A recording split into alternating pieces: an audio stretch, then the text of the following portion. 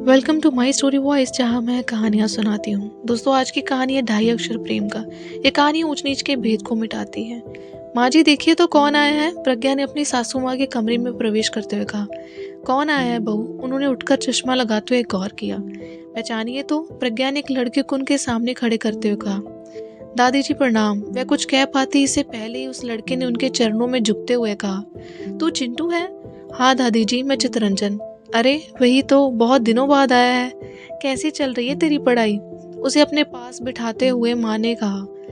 दादी माँ, पढ़ाई अच्छी चल रही है। आपके आशीर्वाद से नौकरी भी मिल गई है। पढ़ाई खत्म होते ही नौकरी ज्वाइन कर लूंगा। सेमेस्टर खत्म होने पर हफ्ते भर की छुट्टी मिली थी, इसलिए आप सबसे मिलने चला आया। यह तो बहुत अच्छी बात है।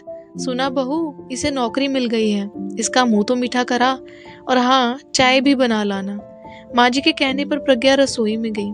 चाय बनाने के लिए गैस पर पानी रखा, पर दिमाग में अचानक ही कई साल पहले की वह घटना मंडराने लगी, जिसके कारण उसकी जिंदगी में एक सुखद बदलाव आ गया था। दिसंबर की हाड़ कांपती ठंड वाला दिन था। अंकित टूर पर गए थे। साक्षी और पूजा को स्कूल भेजने के बाद वह रसोई में सुबह का नाश्ता निपटा रही थी कि तभी गिरने की आवाज के साथ ही कहराने की आवाज सुनकर वह गैस बंद कर अंदर भागी तो देखा उसकी सासू माँ नीचे गिरी पड़ी हैं। अलमारी से अपने कपड़े निकालने के समय शायद उनका संतुलन बिगड़ गया था और उनका सिर लोहे की अलमारी में चूड़ी रखने के लिए बने भाग से टकरा गया था। उसका नुकीला सिर माथे से कनपट्टी तक चीरता चला गया, जिस कारण खून की धार बह निकली थी। वह बुरी तरह तड़प रही थी। उसने तुरंत एक कपड़ा उनके माथे से बांध दिया। हाथ से कसकर दबाने के बाद भी खून रुकने का नाम ही नहीं ले रहा था, तथा माँ भी धीरे धीरे बेहोश हो रही थी। उसे समझ नहीं आ रहा था कि वह क्या करे। आसपास ऐसा कोई नहीं था जिससे वह मदद ले पाती। अंतिम के तबादले के कारण वह 2 महीने पहले ही इस कस्बे में आए थे। घर को सेट करने तथा बच्चों के एडमिशन के कारण वह इतनी बिजी रही कि किसी से जान पहचान ही नहीं हो पाई। घर की बस्ती से दूर ही था। घर अच्छा लगा इसलिए ले लिया था। 15 साल बड़े शहर में नौकरी के बाद इस छोटे से कस्बे में पोस्टिंग से अंतिम बच्चों की पढ़ाई को लेकर बहुत परेशान थे।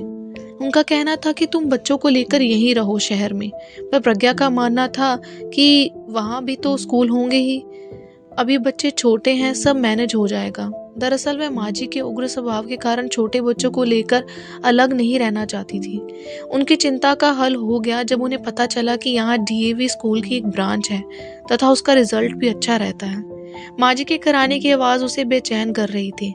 सारी बातों से ध्यान हटाकर उसने सोचा टेलीफोन पर एक एम्बुलेंस को बुलवाए। टेलीफोन उठाया तो वह डेड था। उस समय मोबाइल तो क्या, हर घर में टेलीफोन भी नहीं हुआ करते थे। अगर थे भी तो वह लाइन में गड़बड़ी के कारण अक्सर बंद ही रहते थे। अगर चलते भी थे तो आवाज़ ठीक से सुनाई नहीं देती थी। एसटीडी करने के लिए कॉल बुक करनी पड़ती थी। अर्जेंट कॉल भी कभी कभी 1 से 2 घंटे का समय लिया करती थी। माँ जी की हालत देखकर उस दिन जिस तरह से वह खुद को लाचार व बेजस महसूस कर रही थी, वैसा उसने कभी महसूस नहीं किया था। आत्मनिर्भरता उसमें कूट कूट कर भरी थी। वह कंपनी में सोशल वेलफेयर ऑफिसर थी। शादी के पहले और बाद भी उसने काम जारी रखा था। अभी सोच ही रही थी कि क्या करे, तभी डोरबेल बजी। माँ जी को वहीं लिटाकर उसने जल्दी से दरवाजा खोला तो सामने रामू को देखकर संतोष की सांस लेते हुए उससे कहा, तू जरा माँ जी के पास बैठ कर उनके माथे को दबा कर रख, मैं तब तक गाड़ी निकालती हूँ। क्या हुआ माँ जी को? रामू ने पूछा। वह गिर गई हैं, उनके माथे पर खून बह रहा है जो रुकने का नाम नहीं ले रहा है। प्लीज मेरी मदद कर। लेकिन वह उसकी बात सुनकर हड़बड़ा गया था।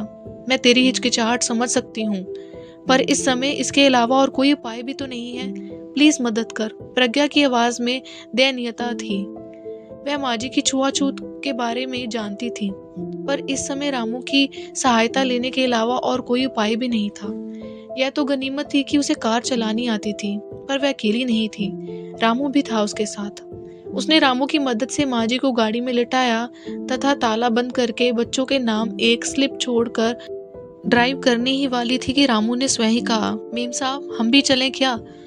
तुझे तो चलना ही होगा। यहाँ जो भी अच्छा अस्पताल हो वहाँ लेकर चल, और हाँ, माँ जी को पकड़ कर बैठना। हड़बड़ी में वह उसे बैठने के लिए कहना ही भूल गई थी। वैसे भी एक से भले दो, ना जाने कब क्या जरूरत आ जाए। नई जगह भाग दौड़ के लिए एक आदमी साथ रहेगा तो अच्छा है। ज्यादा खून बहने के कारण माजी बेहोश हो गई थी।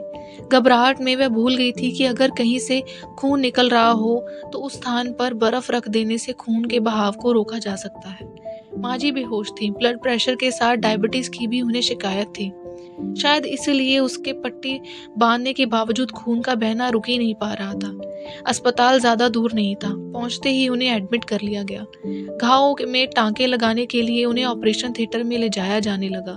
तब उसकी घबराहट देखकर रामू से दिलासा देते हुए बोला, मेम साहब धीरज रखिए, सब ठीक हो जाएगा। उसकी बात सुनकर भी वह सहज नहीं हो पा रही थी। उसके चेहरे पर उदासी साफ झलक रही थी। तभी सिस्टर ने आकर कहा, चोट लगने से मरीज के माथे के पास की एक नस कट गई है, जिसके कारण ब्लीडिंग काफी हो गई है। ब्लड देने की जरूरत पड़ेगी। यहाँ तो कोई और ब्लड बैंक नहीं है, इसके लिए शहर जाना पड़ेगा, पर इसमें शायद देर हो जाए। सिस्टर आप कुछ भी कीजिए पर माँ जी की बचा लीजिए जान। प्रज्ञा की आवाज में विवशता आ गई थी। अंतिम की बहुत याद आ रही थी। काश उनकी बात मानकर यहाँ ना आती तो शायद यह सब ना झेलना पड़ता। आप डॉक्टर साहब से बात कर लीजिए। डॉक्टर साहब से बात की तो उन्होंने कहा स्थिति गंभीर है, अगर आपकी मंजूरी हो तो हम फ्रेश खून चढ़ा देंगे, वरना आप मेरा खून चेक कर लीजिए डॉक्टर साहब, पर माँ जी को बचा लीजिए। मेरा भी डॉक्टर साहब, रामू ने कहा। आखिर रामू का खून माँ जी के खून से मैच हो गया। प्रज्ञा से लेटर पर हस्ताक्षर करने के लिए कहा गया। भरे मन से उसने उस पर हस्ताक्षर कर दिए, क्योंकि इसके अलावा और कोई चारा नहीं था। माँ जी को जब रामू का खून चढ़ाया जा रहा था तब वह सोच रही थी कि जिस आदमी को माँ जी सदा हीन और अछूत समझकर उसका तिरस्कार करती रही थी, वही आज उनके प्राणों का रक्षक बन गया है। घर में बेडरूम से अटैच बाथरूम को धोने के लिए ड्राइंग रूम को पार करते हुए बेडरूम में घुसकर ही बाथरूम जाया जा सकता था। 3 बेडरूम का मकान होने के कारण अलग से पूजा घर नहीं बना पाए थे। स्टोर में ही मंदिर रखकर पूजा घर बना लिया था, पर स्टोर भी इतना बड़ा तथा हवादार नहीं था कि उसमें कोई और इंसान घंटे 2 घंटे बैठकर पूजा कर पाए। वैसे भी सुबह कई बार उसे खुद ही कोई ना कोई सामान निकालने स्टोर में जाना ही पड़ता था, जिससे माँ जी की पूजा में विघ्न पड़ता था। माँ जी ऐसी ढकोसलेबाजी में कुछ ज्यादा ही विश्वास करती थी, इसलिए आरती करके वे बेडरूम में ही कुर्सी डालकर पूजा किया करती थी। जिस समय रामू सफाई करने आता वही उनका पूजा का समय रहता था। कई बार उससे उस समय आने के लिए मना किया गया, पर उसका कहना था कि 9 से 5 बजे तक मेरी नगर निगम के ऑफिस में ड्यूटी रहती है। अगर इस समय सफाई नहीं कर पाया तो शाम के 5 बजे के बाद ही आ पाऊंगा। मजबूरी के चलते उसका आना उसी समय होता था। उसके आते ही माँ जी उसे हिकारत की नज़र से देखते हुए अपनी साड़ी के पल्लू से अपनी नाक ढक लेती थी, तथा उसके जाते ही जहाँ जहाँ से उसके गुजरने की संभावना होती, पोछा लग जाने के बाद भी फिर पोछा लगवाती तथा गंगा जल छिड़ककर स्थान को पवित्र करने की कोशिश करते हुए यह कहने से बाज नहीं आती थी कि इसने तो मेरी पूजा ही भंग कर दी। प्रज्ञा चाहकर भी नहीं कह पाती थी कि वह भी तो एक इंसान है, जैसे बाकी अपना काम करते हैं वैसे ही वह अपना काम कर रहा है। अब उसके आने से उनकी पूजा कैसे भंग हो गई, उन्हें समझाना उसके क्या अंतिम के बस में भी नहीं था। वैसे भी 2 पुत्रियों के बाद फैमिली प्लानिंग का ऑपरेशन करवाने के कारण प्रज्ञा उन्हें फूटी आंख नहीं सुहाती थी। दरअसल माँ जी को लगता था कि इस फैसले के पीछे प्रज्ञा का ही हाथ है। किसी भी माँ को अपना पुत्र कभी गलत लगता ही नहीं है। अगर कहीं कुछ गलत हो रहा है तो वह पुत्र नहीं बहू के कारण ही हो रहा है। शायद इसी मनोस्थिति के कारण सास बहू में सदा 36 का आंकड़ा रहता है। अपने इस गुस्से को जब तक छोटी छोटी बातें पर उसे जली कटी सुनाकर निकालती रहती थी, लेकिन जब वह साक्षी और पूजा को अपने आक्रोश का निशाना बनाती तब वह उसे सहन नहीं होता था। लेकिन फिर भी घर में अशांति ना हो या जैसे भी है, अंतिम की माँ है सोचकर वह अपने गुस्से को शांत करने की कोशिश करती थी। लेकिन साक्षी और पूजा चुप नहीं रहती थी। यही कारण था कि उनकी अपनी पोतियों से भी नहीं बना करती थी। रामू तो रामू, काम वाली कमली की 5 साल की बेटी काजल भी अगर गलती से उनसे छू जाती तो उसे भी वह कोसने से नहीं चूकती थी, तुरंत साड़ी बदलती। काम वाली के धोए बर्तन वह फिर पानी से इसलिए धुलवाती कि कहीं उसने पीरियड्स के दौरान बर्तन ना धो दिए हों। प्रज्ञा सोचती कि जिस चीज के कारण प्रकृति ने औरत को नारीत्व होने का सबसे बड़ा गौरव दिया, भला उसके कारण वह अपवित्र कैसे हो सकती है। वैसे काम वाली को सख्त हिदायत थी कि उन दिनों वह काम नहीं करेगी, पर फिर भी उन्हें विश्वास नहीं था। उनके इस विचार के कारण कामवाली को 4 दिन की ज़्यादा छुट्टी देनी पड़ती थी। बेकार के बड़े इन कामों के कारण कभी-कभी मन गुस्से से भर उठता था, पर घर की सुख शांति के लिए संयम बरतना उसकी मजबूरी थी। वह जानती थी कि अंतिम को भी यह सब पसंद नहीं है, पर माँ के उग्र स्वभाव के कारण वह भी चुप रहते हैं। कभी वे कुछ कहने का कोशिश करते हैं तो वह कहती हैं, हम ब्राह्मण हैं, तुम भूल सकते हो पर मैं नहीं। अगर तुम्हारे पिताजी होते, तुम्हारे घर का दाना पानी भी ग्रहण नहीं करते। प्राकृतिक मुझे ना जाने किन पापों की सजा दे रही है। इसके साथ ही उनका रोना शुरू हो जाता। अंतिम के पिताजी गांव के मंदिर में पुजारी थे। 4 पीढ़ियों से चला आ रहा था ये व्यवहार, उन्हें विरासत में मिला था। प्रकांड विद्वान होने के कारण आसपास के अनेक गांवों में उनकी बेहद प्रतिष्ठा थी। दान स्वरूप प्रचुर मात्रा में मिले धन के कारण धन दौलत की कोई कमी नहीं थी। पुरखों की जमीन अलग से धन वर्षा करती रहती थी। एक दिन वह ऐसे सोए कि उठ ही नहीं पाए। अंतिम परिवार में सबसे बड़े थे। दोनों भाइयों को हॉस्टल में पढ़ने के लिए भेजा। कोई भी भाई अपने परिवार का पुश्तैनी काम यानी पंडिताई तथा खेतीबाड़ी अपनाने को तैयार नहीं था। इसलिए सब कुछ बेचकर तथा खेती को बटाई देकर वह माँ को लेकर चले आए। उस समय साक्षी 2 साल की थी। उसके कारण सर्विस में भी समस्या आने लगी थी।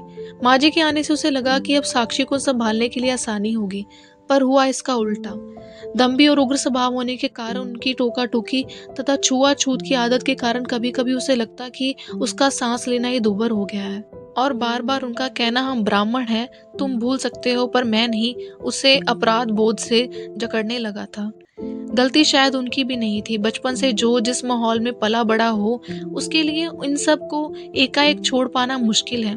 इन हालात में घर संभालना ही मुश्किल हो रहा था, इसलिए नौकरी से रिजाइन दे दिया। 3 दिन तक माँ जी को आईसीयू में रखा गया।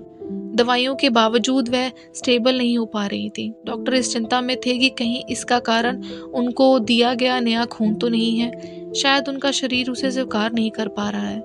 रामू लगातार प्रज्ञा को देखते आता रहा था। जब वह घर आ जाती तब वह उसका पास बैठा रहता। साक्षी और पूजा के एग्जाम चल रहे थे। आखिरी 2 पेपर बाकी थे, इसलिए वह भी उसके पास ज्यादा देर तक बैठ नहीं सकती थी। सच तो यह था कि रामू के कारण वह इस मुश्किल घड़ी को आसानी से पार कर गई थी। अंतिम भी सूचना पाकर जल्दी लौट आए थे। आखिर 5वें दिन उनकी हालत में थोड़ा सुधार आना शुरू हुआ, तब चैन आया। माँ जी को आईसीयू में प्राइवेट वार्ड से शिफ्ट कर दिया गया। उसी दिन साक्षी और पूजा के पेपर खत्म हो गए थे। वह भी माँ जी से मिलने आई थी।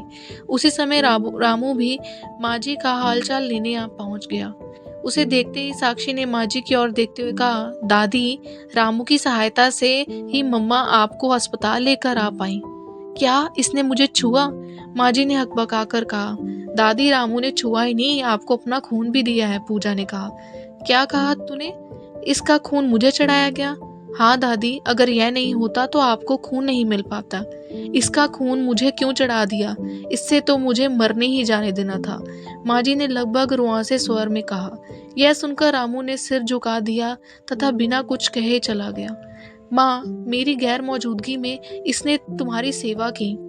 जो काम मुझे करना चाहिए था वह इसने किया। इसका हमसे कोई संबंध नहीं है तो सिर्फ इंसानियत का, और तुम इसे गलत समझ रही हो।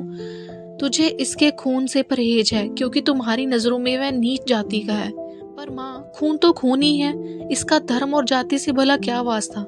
अगर ऐसा होता तो तुम्हारा खून इससे कैसे मेल खाता? माँ, हर इंसान का खून एक जैसा है। हम इंसानों ने ही कभी कार्य, कभी जाति को, कभी धर्म के आधार पर एक दूसरे को बांट दिया है। माँ, यह रामू का नहीं, उसके जैसे अनेक लोगों का दोष है कि उन्होंने एक सोने के घर में नहीं बल्कि छोटे घरों में जन्म लिया। माँ, वह छोटा नहीं, हमसे बड़ा है। जहाँ हम अपनी गंदगी स्वयं साफ करने में झिझकते हैं, वहीं इन्हें उसे साफ करने में कोई संकोच नहीं होता। जरा सोचो माँ, अगर यह भी हमारी यह गंदगी को साफ करने से मना कर दे तो क्या यह दुनिया रहने लायक बन पाएगी? अंतिम अपनी माँ को समझाते हुए कह रहे थे। अंतिम की बात सुनकर वह कुछ नहीं बोली, पर उनकी शक्ल से साफ लग रहा था कि वह कुछ सोच रही हैं। शायद बेटे की बात आज उन्हें सही लग रही थी, पर वह चाहकर भी दिल की बात ज़बां पर नहीं ला पा रही थी। नहीं कह पा रही थी कि तू ठीक कह रहा है बेटा, आज तक व्यर्थ ही मैं इन ढकोसलों में पड़ी रही। मैं भूल गई थी कि कार्य ही इंसान को महान बनाते हैं। कैसी है माँ जी आप? डॉक्टर ने अंदर आते हुए पूछा। अब ठीक हूँ, तुमने बचा लिया, वरना। माँ जी ने चौंकते हुए कहा। माँ जी, मुझे नहीं, अपनी बहू और रामू को धन्यवाद दीजिए। अगर यह समय पर आपको यहाँ नहीं ला पाते या रामू अपना खून ना देता तो मैं कुछ भी नहीं कर पाता। डॉक्टर विनय ने उनसे कहा। माँ जी सोच रही थी कि डॉक्टर सच ही कह रहे हैं। प्रज्ञा, जिसे पुत्र ना देने पाने के लिए वह सदा कोसती रही, आज उसी ने बेटा बनकर उनकी सेवा की, और जिस रामू को सदा हिकारत की नज़र से देखती रही, उसी के खून से उनकी जान बच पाई। दूसरे दिन वह अस्पताल से डिस्चार्ज होकर घर आ गई। रामू अपने रोज के समय पर काम करने आया। उसे देखकर पलंग पर लेटी माँ जी ने कहा, आ बेटा, इधर आ, मेरे पास आ। नहीं माँ जी, कहाँ आप, कहाँ हम। आपने पास बुलाकर हमें और शर्मिंदा ना कीजिए। वह तो मेम साहब अकेली परेशान हो रही थी, इसलिए हमें आपको छूना पड़ा, वरना। कहकर वह चला गया। माँ का रामू के प्रति सद्व्यवहार देखकर सभी हैरान रह गए, पर रामू की प्रतिक्रिया सुनकर मेरे मन में मंथन चलने लगा। सदियों से चले आ रहे इस भेदभाव को मिटाने में अभी बहुत वक्त लगेगा। जब तक अशिक्षा रहेगी तब तक जाति पाति की इस खाई को पाट पाना मुश्किल ही नहीं, असंभव सा है। रामू जैसे लोग सदा हीन भावना से ग्रस्त रहेंगे, तथा जब तक हीन भावना रहेगी उनका उत्थान नहीं हो पाएगा। उनकी इस हीनता को आरक्षण द्वारा नहीं बल्कि शिक्षा द्वारा ही समाज में जागृत पैदा कर दूर किया जा सकता है। हैरानी तो इस बात की है कि आरक्षण के बल पर इनका उत्थान चाहने वाले लोग यह भूल जाते हैं कि आरक्षण के द्वारा इन दबे कुचले लोगों का नहीं बल्कि इनके उन भाइयों का भी फायदा हो रहा है जो पहले से ही इसका लाभ प्राप्त कर अच्छी स्थिति में आ गए हैं। इनमें से कुछ लोगों को तो यह भी नहीं पता होगा कि सरकार के द्वारा इनके लिए क्या क्या सुविधाएं दी जा रही हैं। दूसरे दिन से माँ जी के व्यवहार में गुणवत्ता परिवर्तन आ गया था। कमली उनके कमरे में सफाई के लिए गई तो उससे उन्होंने कहा, कमली, मेरे लिए एक गिलास पानी ले आ। कमली को अपनी और हैरानी से देखते बोली, अरे ऐसा क्या देख रही है। मैंने कहा, एक गिलास पानी ले आ। तभी अभी लाई माँ जी। तेरी बेटी काजल क्या कर रही है। पानी पीकर गिलास पकड़ाते हुए पूछा। क्या करेगी माँ जी, पढ़ना चाहती है, पर हम गरीबों के पास पैसा कहाँ। लड़के को तो उसके बापू ने स्कूल में डाल दिया, पर इसको स्कूल में डालने के लिए कहाँ। तो कहता है लड़की है, इस पर पैसा खर्च करने से क्या फायदा। लड़की है तो क्या हुआ, अगर यह पढ़ना चाहेगी तो इसकी पढ़ाई का खर्चा मैं दूंगी। सच माँ जी। हाँ कमली, एक लड़की का शिक्षित होना बहुत ज़रूरी है, क्योंकि वह अपने बच्चे की पहली शिक्षक होती है। अगर वह पढ़ी लिखी होगी तभी वह अपने बच्चों को उचित संस्कार दे पाएगी। हम सभी माँ जी के आते परिवर्तन को देखकर बहुत खुश थे। उनकी टोका टाकी कम होने से साक्षी और पूजा भी काफ़ी खुश थी। स्कूल से आने के बाद वे अपना काफ़ी समय दादी के साथ बिताने लगी थी। यहाँ तक कि एक दिन उन्होंने प्रज्ञा से भी कहा, प्रज्ञा, अगर तू कोई काम करना चाहती है तो कर ले, घर मैं देख लूंगी। कमली तो है ही।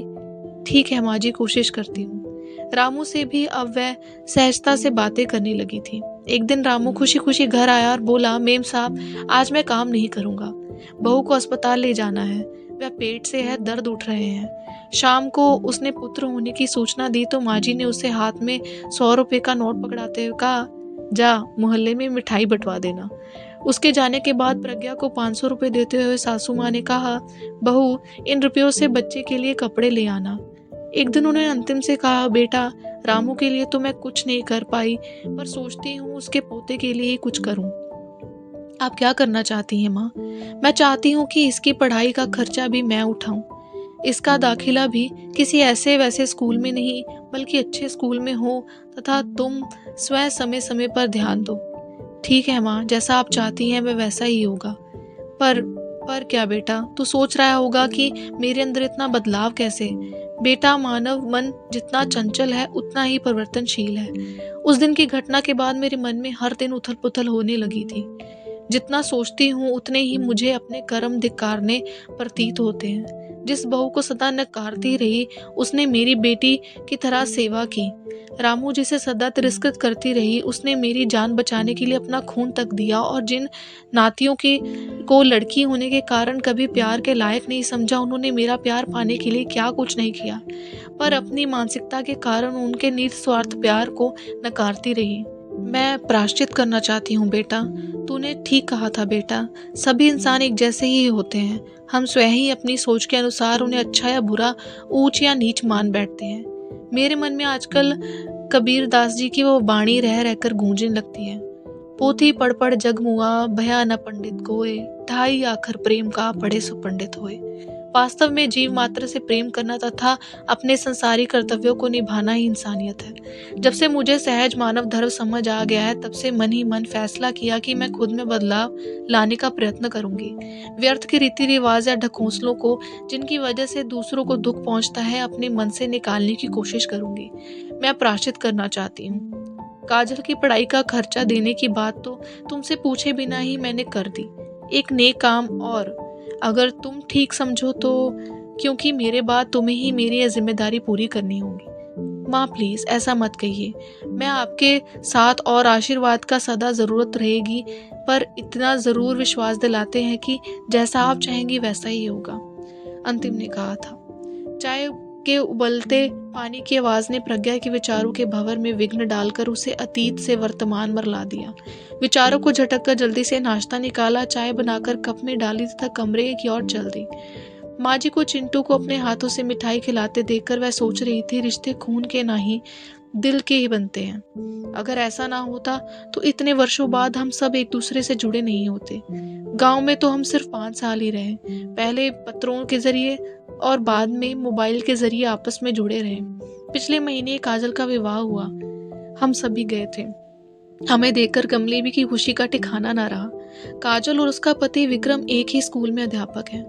रामू तो नहीं रहा, पर चिंटू के जरिए उस परिवार से भी हम सब जुड़े रहे। पिछले साल जब साक्षी का विवाह हुआ था तो कमली और काजल के साथ चिंटू के माता पिता ने विवाह की तैयारियों में काफी मदद की थी। साक्षी जहाँ सॉफ्टवेयर इंजीनियर है, वही पूजा मेडिकल के आखिरी साल में है। आज माँ जी दोनों की प्रशंसा करते हुए नहीं थकती। दोनों ही उनको बेहद प्रिय हैं। माँ जी ने जो निश्चय किया उसे पूरा भी किया।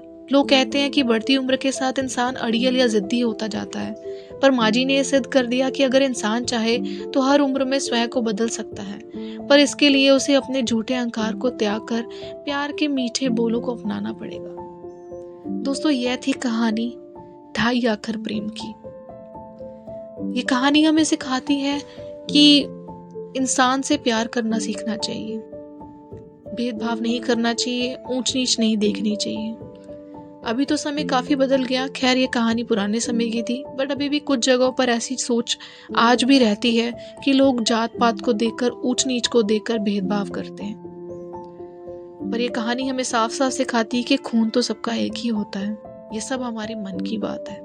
तो चलिए इस मन को अपना सही करते हैं और दूसरों के लिए भेदभाव करना छोड़ते हैं।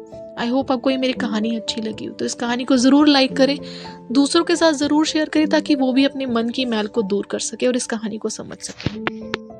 आपने अगर मेरा चैनल अभी तक सब्सक्राइब नहीं किया तो कर लीजिए, जिसका नाम है माई स्टोरी वॉइस, जहां मैं कहानियां सुनाती हूँ। बेल आइकन को जरूर प्रेस करिएगा ताकि मेरी आने वाली कहानियों की नोटिफिकेशन आपको मिलती रहे। इस कहानी के बारे में आपकी क्या राय है, आप क्या सोचते हैं, कमेंट में जरूर लिख के बताइएगा। तो चलिए फिर मिलते हैं अगली बार नई कहानी के साथ, नए विचार के साथ। Thanks for watching and listening my story voice, जहाँ मैं कहानियाँ सुनाती हूँ।